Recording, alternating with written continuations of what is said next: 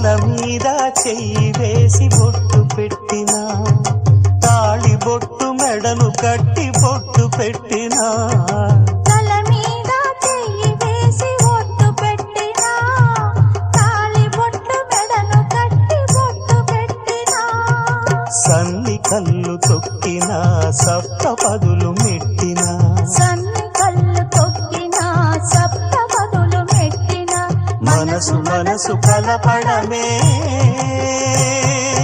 మంత్రం పరమార్థం. శ్రీరస్తు శుభమస్తు, శ్రీరస్తు శుభమస్తు.